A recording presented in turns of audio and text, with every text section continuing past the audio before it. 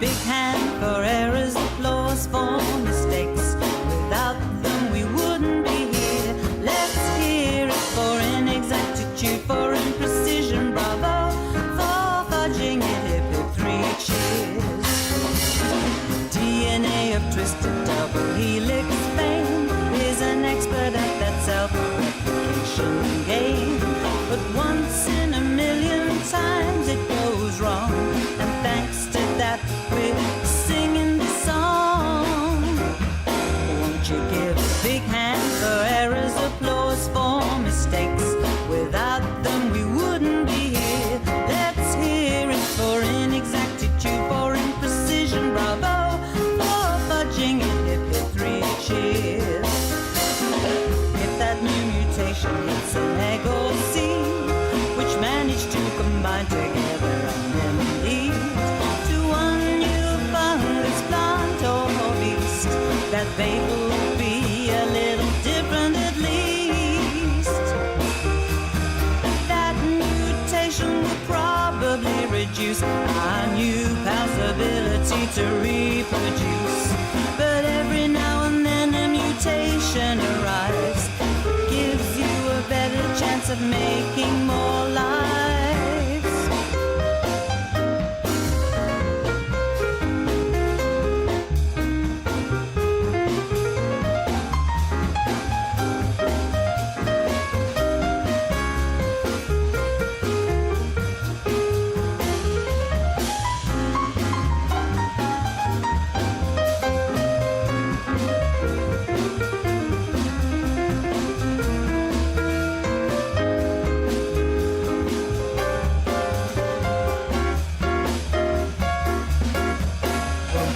The big hand for errors, applause for mistakes. Without them we wouldn't be here. Let's hear it for inexactitude, for imprecision, bravo. For fudging it, hip hip, 3 cheers. When the kids inherit that mutated gene, they're fitter than they otherwise might have been. To have more kids.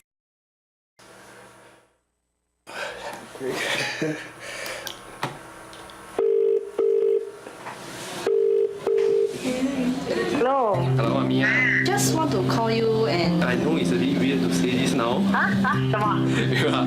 妈，我爱你，我爱你。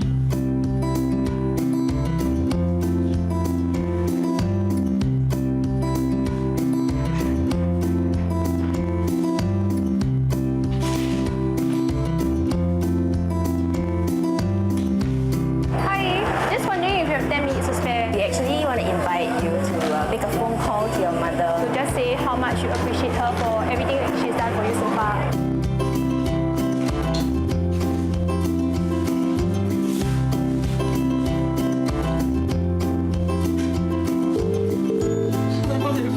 Yeah. Hello, mommy. Hello? I just want to say like thank you. 谢谢你。你在笑我什么事？没有事情，没有事情。哎，我啦！ I love you 啊，我暑假这个啊，老婆为太美。哎呦，突然间你喝醉酒啊！没有啦，那一个喝醉。We love you very much. Happy Mother's Day. Thank you for your nice spaghetti. Like thank you for taking care of me. Then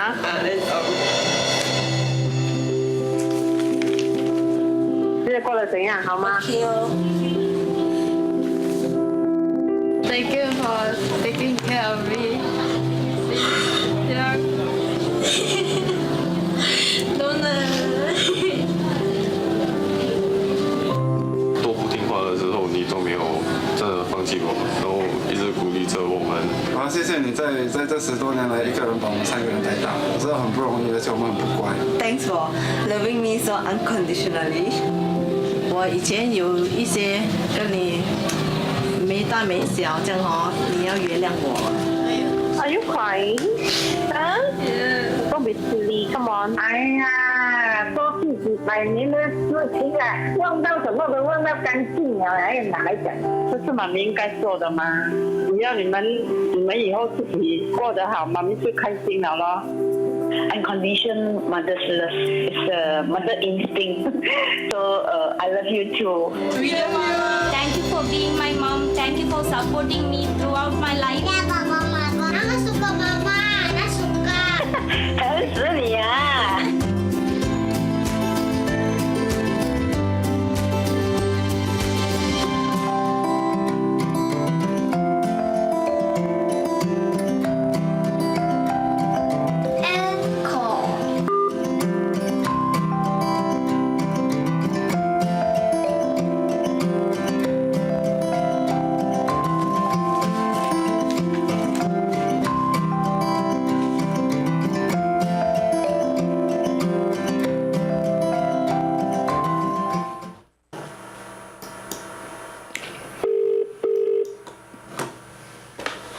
Hello, and with that, I welcome you to another episode of your Human Service News and Information.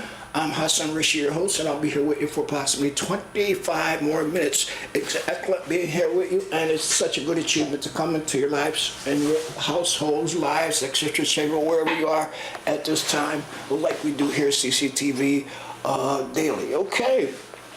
So, one more thing. I greet you with peace. So I guess you gathered the opening video was a presentation on Mother's Day. It's Mother's Day. You know, it's not Mother's Day yet. A few more days it'll be Mother's Day. So I just thought that we'd open the broadcast with the wishes, happy wishes on Mother's Day for all your mothers, daughters, aunts, grandmothers. You get it. If you have children, your mother. And this weekend is especially for you. So go out and do something. Go out and have a big, nice dinner. Take the whole family and celebrate Mother's Day. Okay, once again, happy Mother's Day, upcoming Mother's Day for everyone. Okay, I'd like to also send out my condolences to the late and great Prince, who, as you know, I guess you heard it by now, he was found dead in an elevator, overdose of opioids, okay, substances. And also Billy Paul, I don't know the story about him, but I know he was one of Philadelphia's greatest soul ballad singers. He came out with Mrs. Jones. So once again, I send out my condolences to them and my deepest sympathies to the Prince family, friends, relatives, and loved ones, and also Billy Paul, friends, family, relatives, and loved ones too. And also up in I think it's Fort McPherson, northern Alberta, Canada. It was you had a rural forest fire which drove 80,000 people out of their community. 80,000 people had to evacuate because of wild forest fires in upper Canada, upper Alberta and northwestern Canada. And that was, I think, Fort Ferguson. So I sent out my condolences to all those people, and lucky, thank God, that no one was killed. So it's strange. 80,000 people had to evacuate because of wildfires, and all the property is going up in flames out there right now. So once again, I send out my deepest sympathy and condolence to all those folks out there in Fort Ferguson. Or was that Fort Ferguson, northern Alberta. Okay, I'm Hasson Rashid, and this is your Human Service News and Information. Okay, if we have time permits, we're going to try to give you a little information, insight on what's been going on here at CCTV. Okay, I just got it that the 3 classes starting on the 11th for media criticism has been canceled. So we're going to stay put for more insight on the rescheduling of the media criticism classes here at CCTV. So if you'd like to host your own TV show, you can do it right here at Cambridge Community Television, 438 Mass Avenue in Scissor Square, and talk to Cambridge about the issues that matter to you. No technical experience necessary. Weekly, bi-weekly, and monthly slots available. Tune in for afternoon, evening shows, Sundays through Friday on Channel 9, that's this channel right here in Cambridge, and stream live at cctvcambridge.org. So if you like more information, additional insight into how you can host your own live TV show here at CCTV, you can call 617-661-6900 or sign up or visit CCTVCambridge.org. hctv.org/host for more information, or you can also walk right through the door. We're at the 438 Mass Avenue in Cambridge Center Square. That is if you're interested in hosting your own TV show, okay? There's also free classes coming up in May. There's a lot of free classes in May, so you might be interested in some of these classes that I'm gonna just announce to you right now. There's the free class. This first free class is Election 2016 in the media. That's a Thursday, May 12th, 6 p.m. Professional development, screening, and distributing your work. That's a Thursday, June 9th, 6 p.m. Open to all pre-registered requires. Open house, welcome. That's Monday, May 23rd, 6:30 to 8 p.m. Learn about our media production and social media classes. Get a feel for our gear and facility. Talk with staff. Enjoy some snacks too. That's a neighbor media open houses is coming up too. That's Wednesday, May 11th, 6 to 7:30 p.m. June 16th, 6 to 7:30 p.m. Find out how you can be involved in neighbor media at CCTV. So additional information, you can call 617-661-6900 or visit cctvcambridge.org to get the full schedule of free classes coming up here at CCTV, okay? Right. Okay, so we're gonna just, I guess, move right along with the broadcast. Okay, one more thing. I just forgot the latest edition of Open Studio. That's the CCTV's newsletter. It's out here. It's available. And you can come on in at 438 Massachusetts, pick up your copy, and do everything that's happening at CCTV for the month of May and June is right in here. And you'll be glad you did when you come in and get your copy of this. That's the CCTV's newsletter. That's Open Media. Open Media. It's available to you, so you come on in and get it. All right. Okay. Looking ahead to official year 2017, the House has finished the debate on budget recommendations for the upcoming year and outcomes for key amendments for housing, homelessness, and safety net programs. Okay. So last week, Massachusetts House of Representatives discussed the debate over 1,300 budget amendments to the House Committee on Ways and Means, or House Ways and Means. Official year 2017 budget recommendations for the Commonwealth. State representatives spent 3 days trying to add language and funds to the HWM 39.5 billion proposed budget for the official year that will begin on July 1st. So all of you who had went out and lobbied with your legislators, elected officials, that's the Massachusetts Council on Homelessness. Thank you for your efforts over the past several weeks to secure co-sponsors for key amendments, in particular the amendment to expand RAF. That's the amendment number 817, restoring funding for housing and services to unaccompanied youth. Amendment number 1270, and to prevent families from having to stay in places not meant for human habitation. Amendment number 754. While 3 amendments did not pass, the Mass Coalition on Homelessness are building up momentum support for the inclusion in the final version of the budget. If you're a representative or co-sponsors or any of the amendments below, okay, I'm going to read off some amendments below. Please thank them, okay? So that's the House Ways and Means budget. Line item 700493116 at $12 million. That's Amendment 817 to expand access to RAF and increase funding to serve new populations and try to ensure that RAF is a year-round program for families. Unfortunately, this amendment was not adopted. So you can please send a letter of support for the RAF expansion to your state senator or state representative. That's the House Ways and Means budget would fund the Emergency Assistant Family Shelter Services Program, line 700-0101 at $155.1 million, okay? For official year 17, this amount is below the anticipated official year 16-17 spending level of $197.9 million. The HWM budget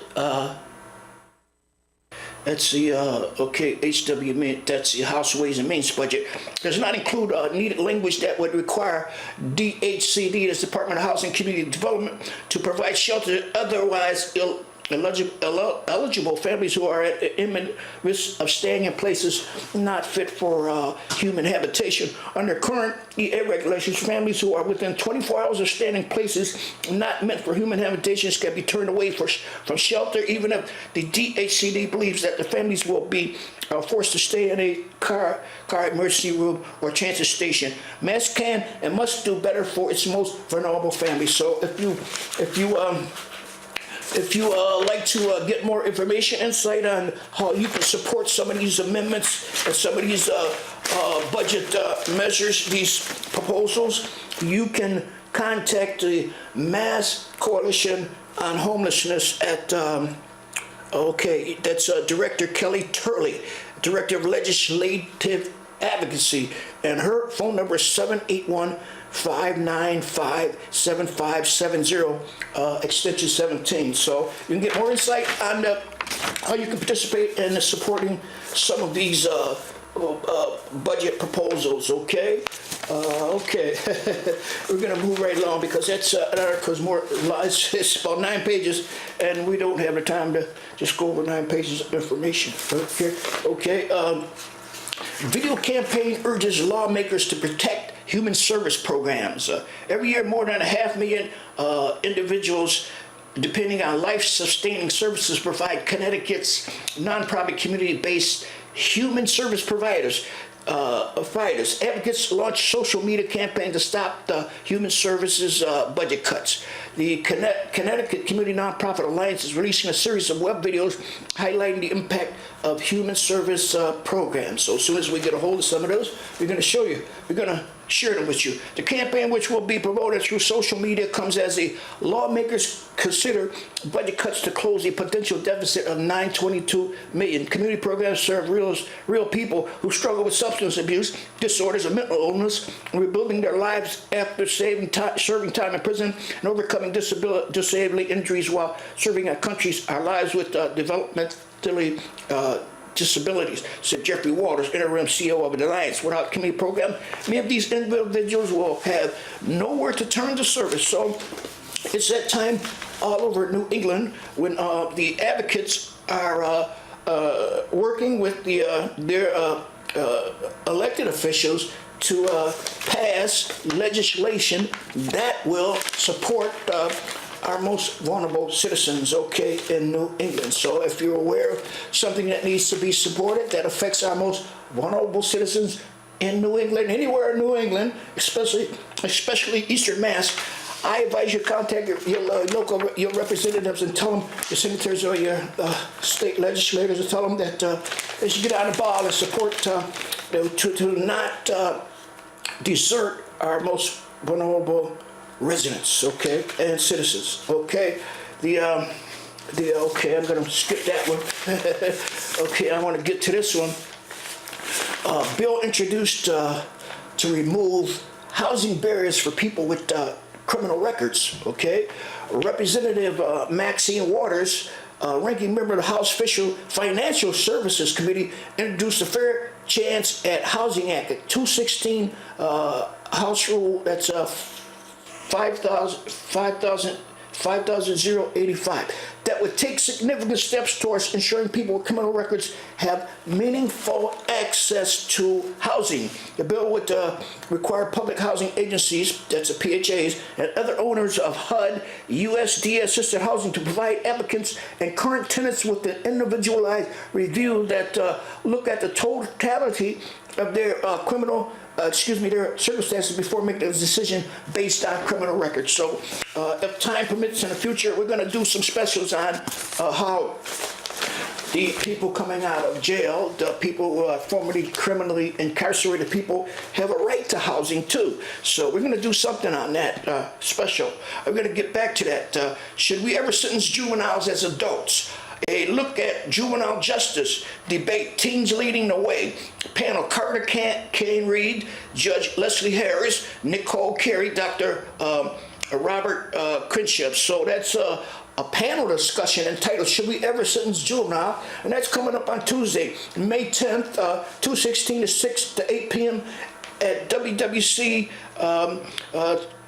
room 2036 at Harvard Law School. So if you're into criminal justice issue for you, you want to attend this one. It's a look at juvenile justice. Should we ever sentence juveniles as adults? And that's presented by the Charles Hamilton Houston Institute for Race and Justice, and it'll be WCC 2036 Harvard Law School, May 10th, 2016. Okay, so you don't want to miss that one. I got a video I want to play for you on those of you who are seeking housing. So it's entitled "Desperate Impact," and this is the new law that's been passed to help those who encounter fair housing issues. Fair housing issue, and there's what's known as a desperate impact law, and it's a very interesting law, and I want to share it with you, and it will help you if you're out there searching for housing, and for some reason you're not allowed to rent. Then you have a right that's secured in a desperate impact law. Okay, here we go. Fair housing laws make sure everyone has a fair chance to find a home. It's against the law for a landlord to reject a renter because of things like race, religion, disability, or because they get help with their rent. But unfair rental policies aren't always easy to spot. For example, the rules a landlord uses to screen renters can seem completely fair on the surface, but can still be unfair when put into practice. Say a landlord requires all tenants to be at least 6 feet tall, maybe so they can change their own light bulbs. That doesn't seem like it targets any protected group of people unfairly. But since women are on average shorter than men, the landlord's policy will impact women more than men. This is called a disparate impact because the policy affects some groups of people more than others. And in 2015, the U.S. Supreme Court confirmed that policies that cause a disparate impact can be illegal under the Fair Housing Act. There are a few common policies that may seem harmless, but can cause a disparate impact. For example, many landlords require that a renter's income be at least 3 times the monthly rent. That may seem reasonable, but it can unfairly exclude people who may have a low income but use housing vouchers to make up the difference. A fairer policy would only require that a renter's income be at least 3 times his share of the rent. Or say a landlord requires that all tenants speak English. When put into practice, this rule will impact people in ethnic minority groups more than others. How do you know when a policy that might cause a disparate impact is illegal? In court, a renter must present statistics that show how a questionable policy has an unfair effect. A landlord must then be able to show why the policy is necessary for her business, such as protecting the safety of other tenants. If this business reason stands up, the tenant must then show an alternative policy that satisfies the landlord's concerns without causing such a severe impact. But the best way to settle a disparate impact dispute is to not have it in the first place. When renters and landlords both know how the law works, these problems can often be avoided. And that makes the process of finding a home in Oregon fairer for everyone.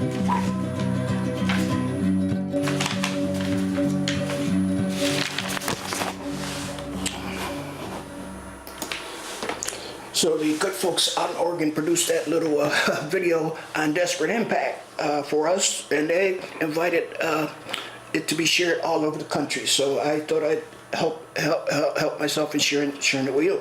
And that's about desperate impact. Desperate impact is much more deeper than what this little video presented. So if time permits in the future, we're going to go into a lot of the implementations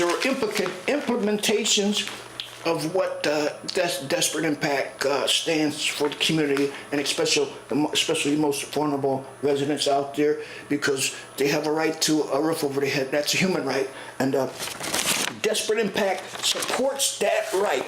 Okay, once again, I'm gonna just, since it's Mother's Day, I'm just gonna put everything else, a little minutes we have left, and put the emphasis on Mother's Day. Okay.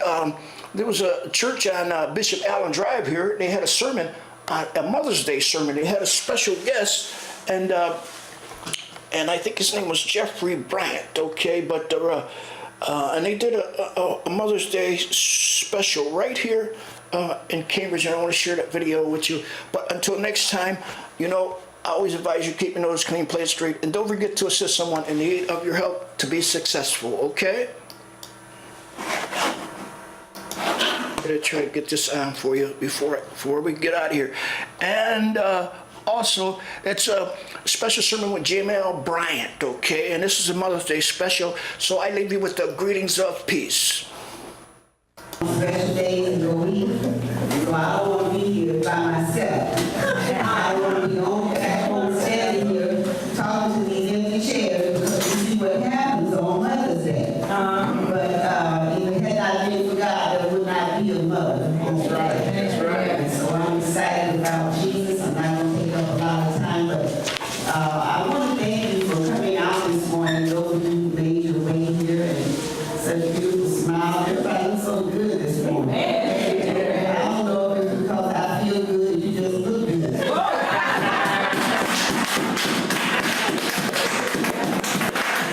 I've been up since 4:30. My husband woke me up at 5:30. We were getting up and took me to breakfast and brought me some beautiful flowers. And I said, oh, talk to me, Daddy. Talk to me.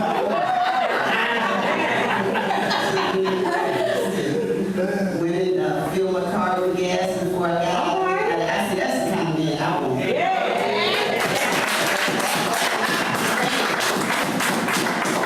So I'm just so thankful this morning and rushed off and running late as usual, but we made it. Thank the Lord for my life, brother there, Mr. Jackson. We played ping pong in the car on Sunday morning. So, but I believe we're going to